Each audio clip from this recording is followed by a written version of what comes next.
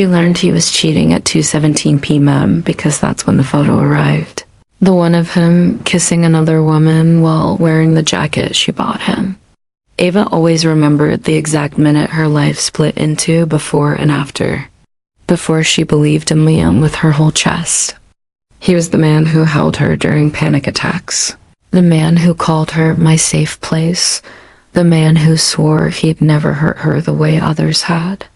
Ava built her future around him, carefully, quietly, beautifully, but betrayal doesn't knock. It barges in. Ava was at work that afternoon, typing an email, when her best friend sent the photo. No explanation, no warning. Just an image, Liam at a bar. His hands around another woman's waist. His mouth on hers. His wedding band, their future wedding band, glinting in the dim lights. Ava froze. Her fingers hovered over the keyboard. Her stomach twisted like something inside her couldn't decide whether to collapse or scream. She zoomed in on his face, hoping desperately that it was an old picture, a misunderstanding, a trick of the angle.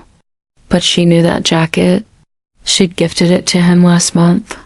He said he only wore it on special nights. Her chest caved in. At 2:17 p.m., Ava realized she had been living in a love story where only one person believed it was real. She went home early, heart pounding so hard she couldn't hear her own thoughts.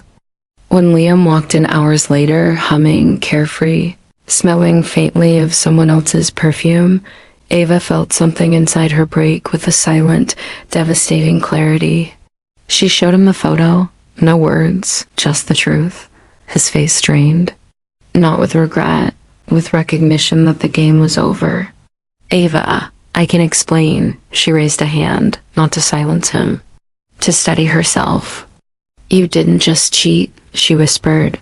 You took the version of me that trusted you and you killed her. He begged. He cried.